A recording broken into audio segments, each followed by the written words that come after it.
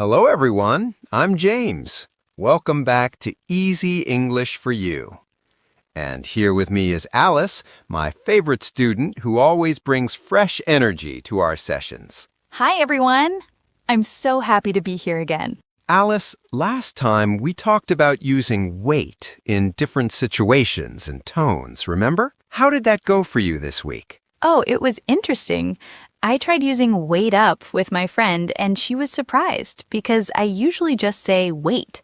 But I think I said wait a second too many times at work. That's totally fine. You're experimenting, and that's how you learn. The fact that you're trying these phrases in real life is already a huge win. Thanks, James. But actually, I have a problem today. Yesterday, I told my manager I study hardly for this project. I wanted to say I worked really hard, but she looked confused and said, "Oh, you didn't study much?" I was so embarrassed. What did I do wrong? Ah, Alice, you just stepped on one of English's biggest traps. This is what I call a betrayer word. You said hardly when you meant hard. These two words look similar, but they're complete opposites. Wait, what? Opposites? Yes. Hard means you did something with great effort, right? I work hard means you work a lot with focus and energy. But hardly means almost never, almost not at all. It's like saying, I barely do it. Oh no, so I told my manager I barely studied? Exactly. You wanted to brag about your effort, but instead you said you were lazy. That's terrible. Why does English do this to us? I know. English can be tricky like this. But here's the thing, Alice. This isn't just about hard and hardly. There are many words where adding "ly" completely changes the meaning. Today, we're going to catch these betrayers so you never fall into this trap again. Yes, please. I need this. All right, let's start with the one you just experienced, hard versus hardly. Alice, make a sentence with hard for me. I study hard every day. Perfect. That means you study with great effort and focus. Now, what if you say, I study hardly every day? Oh, that means I almost never study. Bingo, you got it. Hardly is like putting almost never in your sentence. Think of it this way.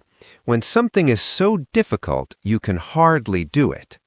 I can hardly see means you can almost not see at all. Maybe it's too dark or your eyes are tired. Okay, so hard is about effort and hardly is about almost not. Got it. Exactly. Here's a funny story. A student from Taiwan once told his boss, I hardly worked on this report. He wanted to say he worked very hard, but his boss thought he was confessing that he barely did any work. Oh my God, that's like my situation. What happened to him? Well, his boss was confused at first, but then they laughed about it. It became a learning moment. That's why we're here today, to prevent these moments for you. I really don't want that to happen again. And it won't. Let's move to the next betrayer, late versus lately. Alice, what does late mean to you? It means not on time, right? Like, I arrived late to class. Perfect. So late is about time, about not being on time.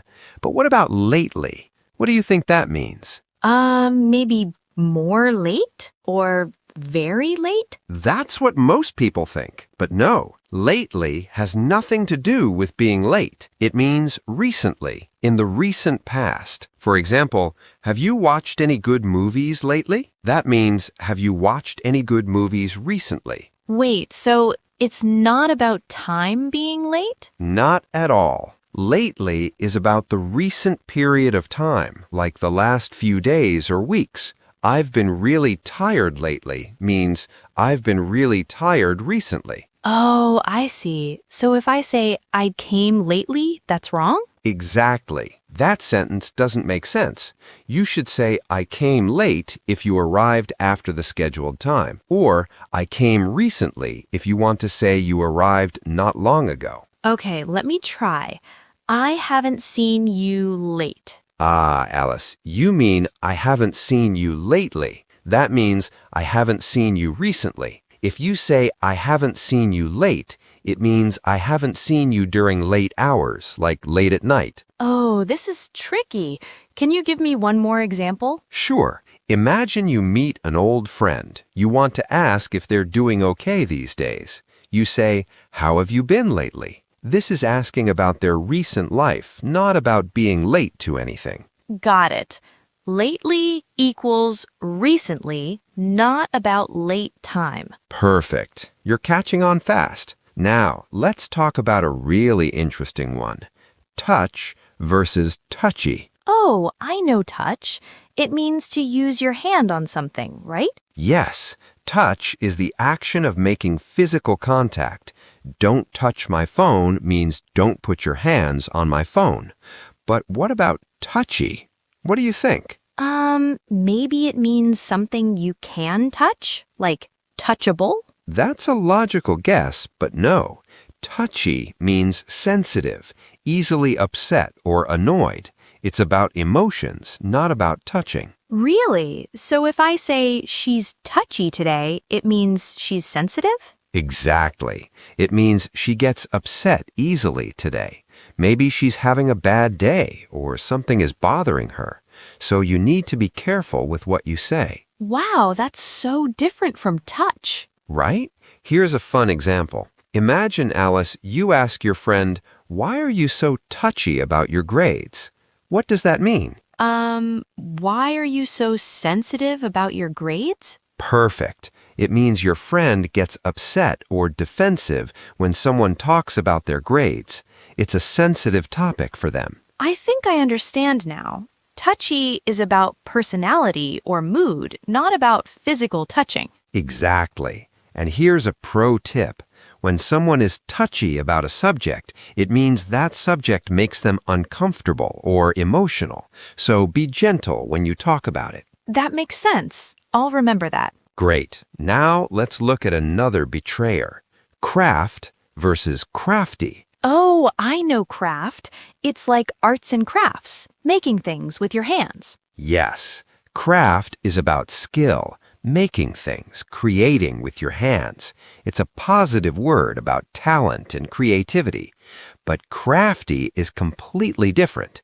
It means clever in a sneaky or dishonest way. Wait, so it's not a good thing? Not usually. Crafty means someone is cunning, tricky, maybe even manipulative. Like, he's a crafty businessman means he's smart but uses tricks to get what he wants. Oh, so it's like a fox? Clever but not trustworthy? Exactly. We even say crafty as a fox in English. A crafty person might bend the rules, find loopholes, or manipulate situations to their advantage. So if I want to compliment someone's handmade gift, I shouldn't say you're crafty. Good catch, Alice. If you say you're crafty, they might think you're calling them sneaky. Instead, say you're so creative or you're really good at crafts. Oh no, I almost made that mistake. That's why we're practicing. Let me give you a real situation. A manager in Germany once said about his employee, "He's very crafty with numbers." The employee thought it was a compliment, but actually, the manager was saying the employee was manipulating the numbers. That's terrible. So crafty can be an insult? It can be, yes. It depends on context, but usually it suggests someone is using their cleverness in a questionable way. I'll be careful with that word. Good. Now, let's talk about our last betrayer today. Short versus shortly. Okay, short means not long, right? Like short hair, short time. Perfect. Short is about length or duration. Shortly means soon, in a little while. It's about something happening in the near future. Oh, so if I say I'll be there shortly, I mean I'll arrive soon? Exactly. Shortly doesn't mean you'll be there for a short time.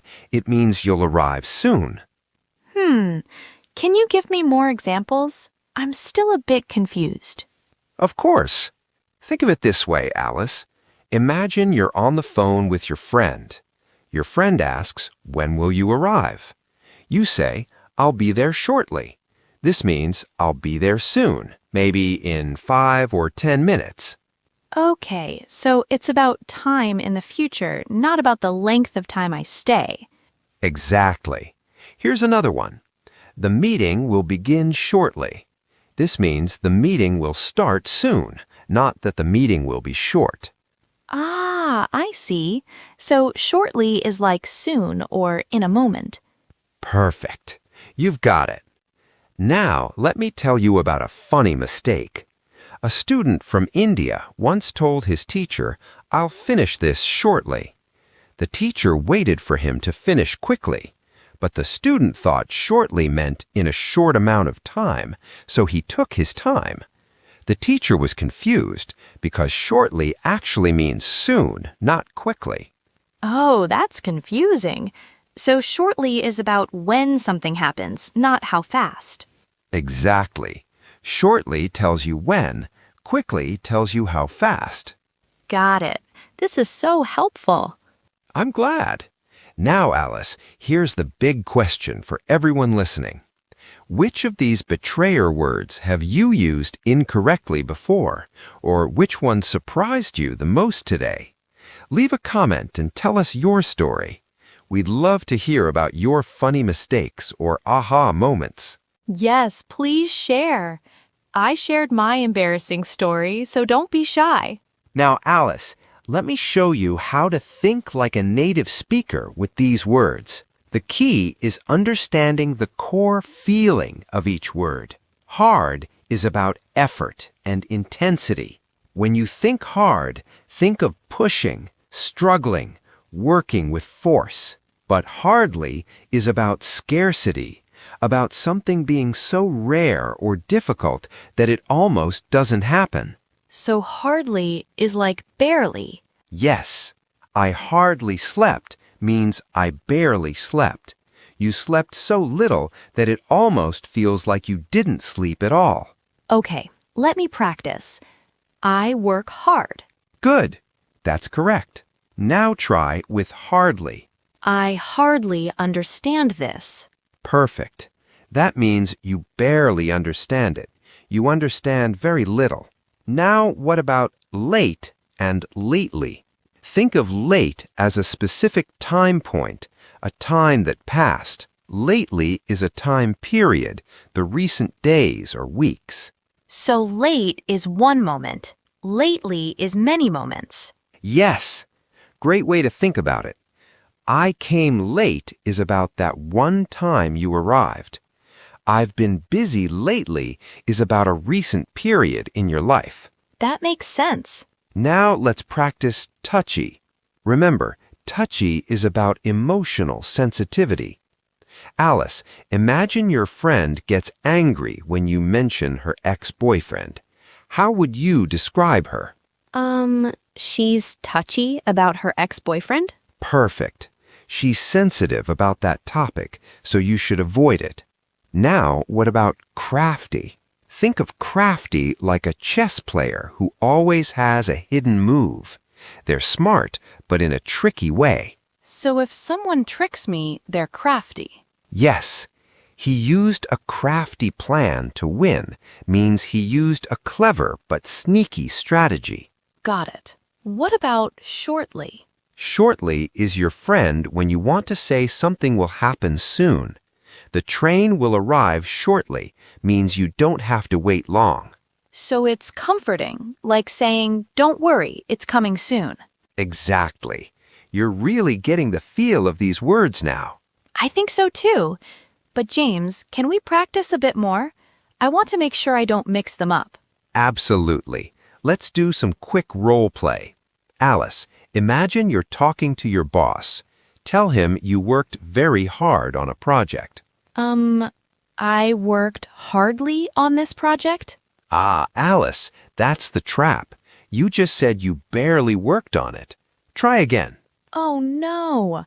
I worked hard on this project. Perfect. See how important that is? One word changes everything. Yes, I see. Okay, let me try another one. How do I ask someone if they've been busy recently? Go ahead. Have you been busy late? Close, but not quite. You want to say, have you been busy lately? Remember, lately means recently. Right. Have you been busy lately? Excellent. Now you've got it. This is really helping. I'm so glad. Now, here's a secret about these betrayer words. Native speakers know these differences instinctively because they grew up hearing them in context. But for learners like you, Alice, you need to consciously practice them in sentences. So I should make my own sentences? Yes. Every day, pick one betrayer pair and make 3 sentences with each word. Say them out loud, write them down, use them in real conversations. That sounds like a good practice. It is. And here's another tip. When you learn a new word, always check if there's a Lee version. Then look up what that Lee version means. This way you won't be surprised later. That's smart. I'll start doing that. Perfect. Now, Alice, before we wrap up, I want to mention something exciting. We've talked a lot about words that betray us today. But you know what else can betray us? Our assumptions about how words should behave. And that's exactly what we'll explore in our next episode. Oh, what's the topic? I'll give you a hint. It's about words that look like they should mean one thing, but they actually mean something completely different. If you have any words that confuse you or any topics you want us to cover, please leave a comment below. We read every single comment, and we love hearing from you. Yes, please tell us what you want to learn. Your comments help us make better content for you. Absolutely. All right, Alice, can you summarize what we learned today? Sure. Today, we learned about betrayer words, words that change meaning when you add ly or y. Hard means with effort, but hardly means almost never. Late means not on time, but lately means recently. Touch is physical contact, but touchy means sensitive or easily upset. Craft is skill and creativity, but crafty means clever in a sneaky way. And short means not long, but shortly means soon. Perfect summary, Alice. You really understood everything. I'm proud of you. Thank you, James. I feel much more confident now. That's wonderful. And everyone listening, remember, these betrayer words are common, but now you know their secrets. Practice them in your daily life, and soon they'll become natural to you. And if you want more help, don't forget to join our membership. You'll get PDF files with all these notes and examples. Yes, the PDF files are incredibly helpful because you can review them anytime, anywhere. I use them all the time, and they really help me remember everything. That's great to hear, Alice. All right, everyone, if you enjoyed this episode, please give us a thumbs up and subscribe to our channel. Your support means the world to us. Yes, please subscribe and turn on notifications so you don't miss our next episode. Thank you all so much for listening today. Remember, learning English is a journey, and every mistake is a step forward. Keep practicing and don't be afraid to make mistakes. Exactly. We'll see you in the next episode. Thanks for watching, and as always, keep going and keep growing.